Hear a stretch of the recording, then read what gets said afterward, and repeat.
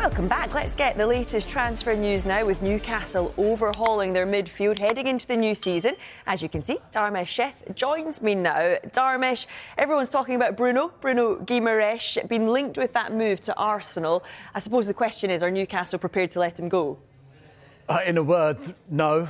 Their stance has not changed throughout this transfer window. He is not for sale. They will not welcome any bids. However, it's been confirmed to us that the captain of Newcastle United, Bruno Guimaraes, would welcome a move to Arsenal if Arsenal made a bid that was acceptable to Newcastle United. Listen, there's been no club-to-club contact, as far as we are aware, between Arsenal and Newcastle United over Bruno Guimaraes. However, we do understand that Arsenal have explored the conditions of a deal via intermediaries.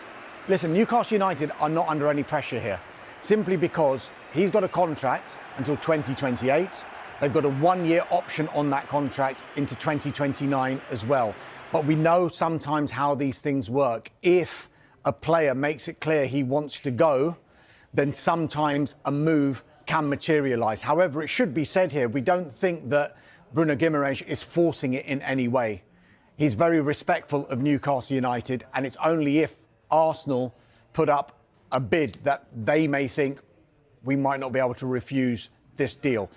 But as it stands at the moment, there has been no club-to-club contact, no bid, and Newcastle United simply are not welcoming any bids. As far as Arsenal are concerned, if I take you back to the Champions League final, when they lost to PSG in Budapest, Mikel Arteta's news conference after that, he basically said, I want to evolve this team. And he wants these transfers and Arsenal's transfer business to be done quickly and efficiently. And I think there's going to be a few ins and outs. If we just look at the midfield scenario at the moment, Christian Norgard, since joining from Brentford, has barely played. He could be a player who could be on his way out. You've got the likes of Leandro Trossard. We understand that there's been a deal agreed with Besiktas. Ethan Nwaneri, who was on loan at Marseille last season. What kind of future is he going to have? Because he looks like he's down the pecking order there at Arsenal at the moment. So there are a number of players in there that may have question marks over their future at the Emirates. And, of course, Arsenal are looking at players to bring in to successfully, in their mind, defend that Premier League trophy. Yeah, so question marks over the future of Bruno Guimaraes. What about incomings at Newcastle? Because a big deal for another exciting central midfielder. So whenever Newcastle United are interested in a player, I think their fans now are quite wary about where that particular deal is going to end up, because they have been burnt this summer's transfer window and last summer as well. But the player in question is a player who has been impressing during the World Cup for Switzerland, Yohan Makambi.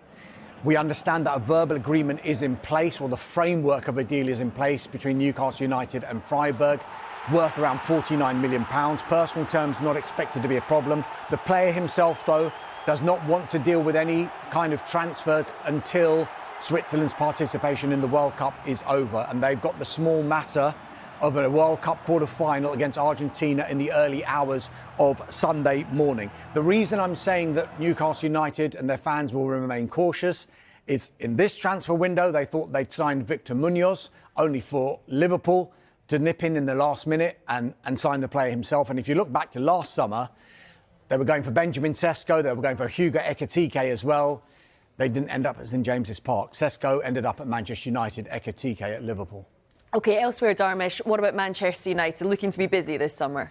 Yes, and we've been saying it throughout this transfer window. Midfield seems to be the priority. They could sign 2, maybe even 3 central midfielders. We do know that Casemiro has left the club. Manuel Ugarte, who we understand they would have listened to offers for, well, he suffered a really bad knee injury playing for Uruguay, so he could be out for the best part of a year. So he's not going to be going anywhere, and he's not going to be playing for Manchester United in that time, clearly because of that injury. But United are making moves in that central midfield area.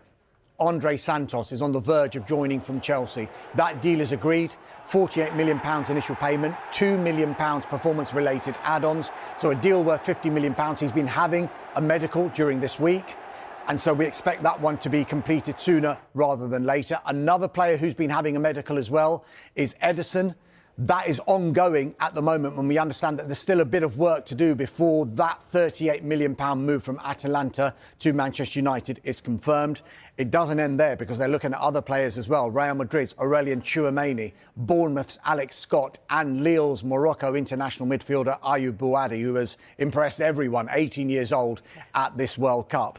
And I think at the moment, the one bit of news that we do have is that Aurelien Tchouameni is still wanted by Jose Mourinho at Real Madrid, and he's expected to sign a new contract. But Andre Santos on his way, Ederson pending, and there could be yet another midfielder coming in at United as well.